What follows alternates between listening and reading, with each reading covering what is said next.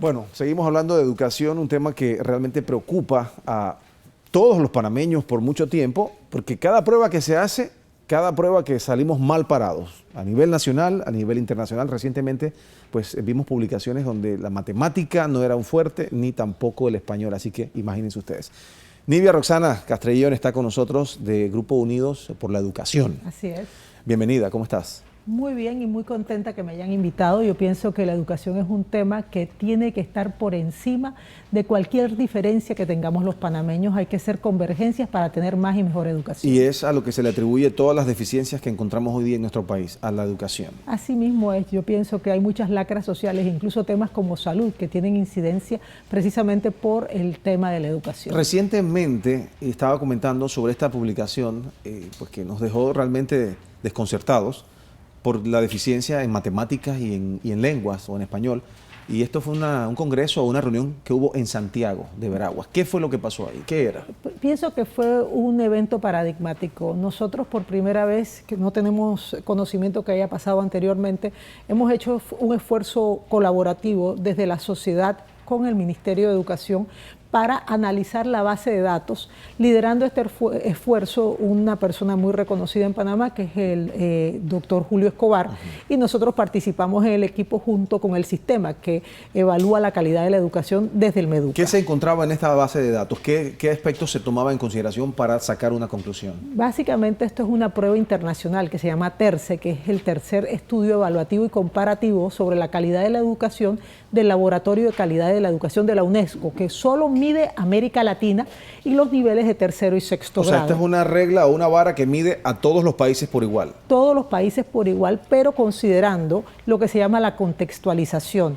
Se hacen pruebas de previo, se analizan los currículums, se analizan los ítems en las pruebas, se hace una prueba experimental, se descarta aquello que de pronto pudiera ser problemático para las respuestas y después se hace una prueba muestral, que en este caso tomó al tercero y sexto grado en materias como español, que se subdivide en escritura y lectura, en matemática y en el caso de sexto grado, ciencias naturales. ¿Y en Panamá cómo salió entonces? Porque hablamos de un promedio de 700, que creo que era el average, ¿no? Sí, el promedio es 700 para América Latina. Panamá salió por debajo de América Latina, pero hay resultados y pistas muy interesantes que yo estoy convencida que nos van a ayudar a mejorar la calidad de los aprendizajes. Por ejemplo, nos hemos dado cuenta que los niños de tercer grado tienen un resultado menor, obviamente que los 700 puntos, están aproximadamente alrededor de 644 puntos, pero cuando están en sexto grado bajan 20 puntos promedio.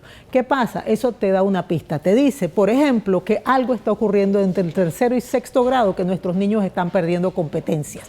Ahora toca a las instituciones formadoras de formadores, a las instancias de formación continua en el MEDUCA y en las universidades. O sea, a medida que van creciendo van perdiendo el interés en el estudio. No, no es eso, están perdiendo competencias. De pronto no están, en vez de mejorar o mantener el promedio, están perdiendo habilidades en áreas de matemática. Entonces tenemos que analizar por qué. Y ese por qué implica una reflexión y por eso yo estoy muy contenta y muy agradecida porque el MEDUCA el 23 de noviembre va a tener una jornada, taller, en donde se van a reunir con los especialistas, dando a conocer los resultados, pero asimismo hablándole de qué factores tienen incidencia. ¿Quiénes son los especialistas? Los especialistas, ¿quiénes son? Por supuesto, los formadores de formadores. ¿Quiénes forman a nuestros educadores en este país? Las universidades los públicas y privadas, asimismo las escuelas normales, por un lado.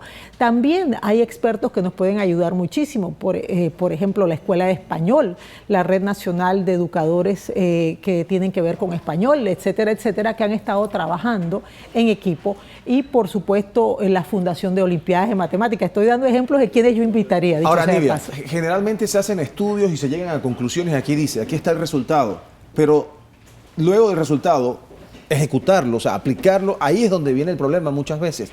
¿Cómo se va a hacer para que los docentes en este país pues acaten los cambios que tengan que hacerse y realmente tengan la disposición de llevar adelante ese cambio?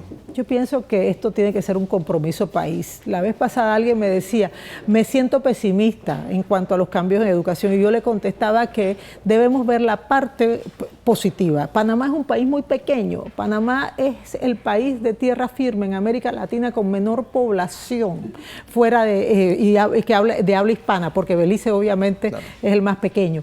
Pero al mismo tiempo eso te dice que con un territorio menor a 80.000 kilómetros cuadrados, con 650.000 estudiantes en las escuelas oficiales, 150.000 en las privadas, ¿cómo así que no lo podemos hacer? ¿Cuánto le cuesta al gobierno cada estudiante en escuela oficial? Ha habido un incremento del presupuesto de 2011 a 2015 y ese incremento fue aproximadamente 880 millones de dólares en cuanto al propio presupuesto, no lo que se invirtió después.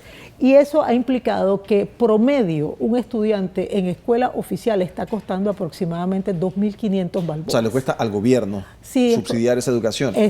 Pagar nos cuesta a todos nosotros, porque nosotros desde nuestros impuestos y tasas lo pagamos. Ahora, eso es menor que algunas escuelas privadas. Eso es lo que le cuesta al año. Eso es lo que cuesta una escuela privada. Algunas menos, inclusive mucho menos. Sí. Entonces, y por 4 horas y media de clase. Entonces, tenemos que hacer un esfuerzo para invertir más y mejor en educación. Volviendo a los resultados que han obtenido luego de analizar esta base de datos, ¿qué aspectos incidieron en estas deficiencias que se encontraron? Porque tú me mencionabas de una lista de puntos interesantes. Claro, porque el modelo de la UNESCO considera algunas cosas. Primero, el contexto donde vive el estudiante y el contexto donde está la escuela. Después, los recursos que se utilizan para incidir en la calidad de los aprendizajes. Después se analizan los procesos, o sea, qué ocurre en el aula de clase, cómo se está enseñando, está teniendo impacto, y después se mide el producto. O sea, qué saben y qué no saben nuestros estudiantes. Entonces, ¿qué se ha descubierto? Interesante, y es importante que se sepa. Primero, que definitivamente el nivel socioeconómico incide en los puntajes en la prueba. O sea, una economía estable en el hogar significa que pueden haber buenos resultados en la escuela. Por supuesto, pero aquí viene lo interesante. Si sabemos que los más pobres en este país están teniendo más dificultades y que a mayor ingreso que tengan sus padres pueden ser mejores los resultados académicos, necesitamos una escuela que sea un gran nivelador social, que permita que esos estudiantes que de pronto no tienen los recursos en la casa tengan los elementos necesarios y las herramientas para poder tener acceso a movilidad económica y social. Pero yo veo como un círculo vicioso ahí que es difícil de salir, porque se dice que para salir de la pobreza, pues de alguna manera la educación va a incidir mucho.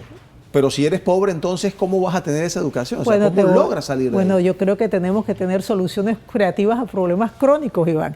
Mira qué interesante, te voy a confesar algo. Cuando a mí me tocó ser abanderada del 3 de noviembre, hace muchos años, lo primero que yo pedí fue que hubiera una estudiante que era de un programa que nosotros tenemos que se llama Escuelas Hermanas, en donde becamos a niños de áreas urbano-marginales, inteligentes, que necesitan y se merecen una oportunidad para educarse en escuelas privadas.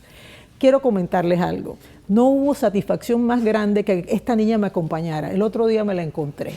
Se graduó, fue el segundo índice más alto en la prueba de entrada a la UTP y se graduó de 3er puesto como ingeniera en la Universidad Tecnológica de Panamá. Excelente. Entonces, ¿de qué estoy hablando? Estoy hablando de que se les dé oportunidades a quienes tienen ese interés de, por favor, superarse. Yo pienso que todos nos queremos superar. Nadie quiere ser espectador, nadie quiere andar recibiendo subsidios por la vida. Queremos ser protagonistas, queremos tener la posibilidad de crecer, de transformarnos y de autorrealizarnos, y eso se logra con educación. Esta reunión que ustedes realizaron, ¿hubo docentes de los gremios más reconocidos? Estuvieron todos, estuvieron los representantes de la EBE, fue muy interesante. Yadira Pino estaba ahí. ¿Cómo no? ella nos acompañó. ¿Cómo te fue con Yadira Pino? No, pienso que Yadira Pino es una líder en el ámbito magisterial que ha sido muy objetiva, es una mujer formada.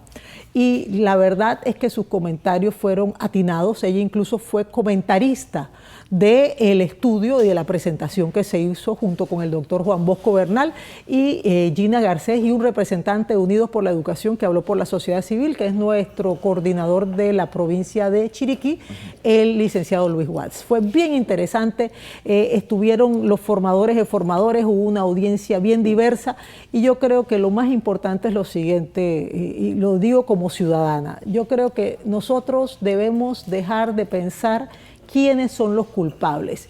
Y tenemos que poner distancia emocional. El otro día yo hablaba con alguien que me decía, hemos hecho muchos esfuerzos y de pronto no tenemos los resultados.